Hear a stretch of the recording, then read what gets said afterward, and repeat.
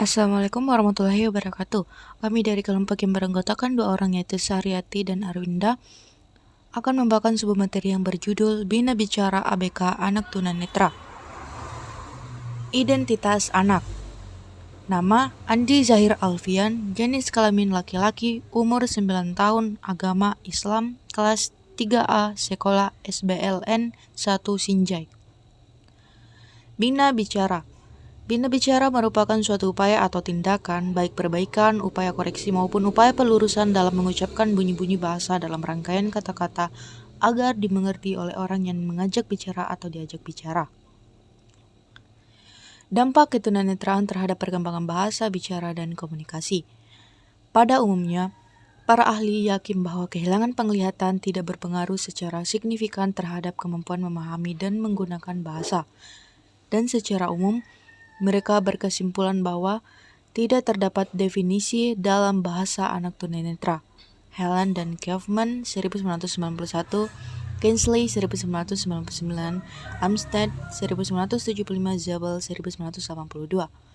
Mereka mengacu pada banyak studi yang menunjukkan bahwa anak tunanetra tidak berbeda dari siswi-siswa pada umumnya dalam hasil tes inteligensi verbal.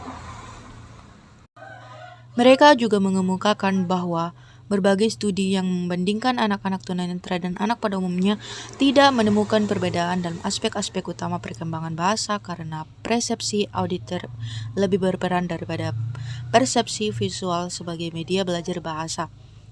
Maka tidaklah mengherankan bila berbagai studi telah menemukan bahwa anak tunanetra relatif tidak terhambat dalam fungsi bahasanya. Banyak anak tunanetra bahkan lebih termotivasi daripada anak pada umumnya untuk menggunakan bahasa karena bahasa merupakan saluran utama komunikasi dengan orang lain. Anak tunanetra mengalami hambatan dalam perkembangan bahasanya, bicara, dan komunikasinya. Hal itu bukan semata-mata akibat langsung dari ketunanetraannya, melainkan terkait dengan orang-orang lain yang memperlakukannya. Ketunanetraan tidak terhambat pemrosesan informasi ataupun pemahaman kaidah-kaidah bahasa. Yang selanjutnya yaitu kegiatan. Kegiatan analisis perkembangan bicara, bahasa, dan komunikasi anak tunanetra dilakukan di SLBN 1 Sinjai pada tanggal 20 November 2021. Subjek dalam kegiatan ini adalah anak tunanetra totally blind yang berusia 9 tahun.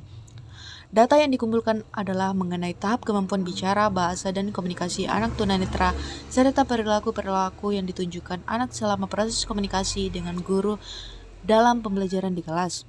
Sumber data dari laporan ini menggunakan data primer dan sekunder. Pengumpulan data primer berupa observasi, sedangkan pengumpulan data sekunder dilakukan dengan cara wawancara dengan guru. Hasil dan pembahasan. Anak tunanetra yang diobservasi merupakan salah satu siswa di SLBN 1 Sinjai kelas 3 SD. Kegiatan dilakukan pada 20 November 2021. Subjek dalam kegiatan ini adalah anak tunanetra totally blind yang berusia 9 tahun. Saat ini, kemampuan berbahasa, bicara, dan komunikasi anak tunanetra hampir sama dengan anak pada umumnya.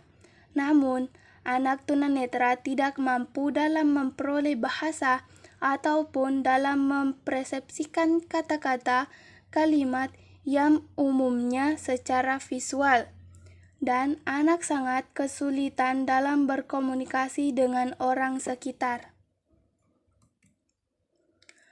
Komunikasi anak tunanetra kurang berkembang karena memiliki rasa rendah diri dan tidak percaya diri sehingga merasa terisolasi oleh lingkungan.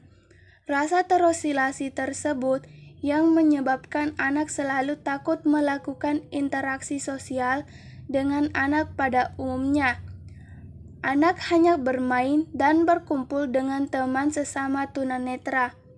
Akibatnya, kemampuan komunikasi anak tunanetra tidak berkembang secara baik karena kurang adanya kontrol maupun perbaikan dari orang sekitarnya.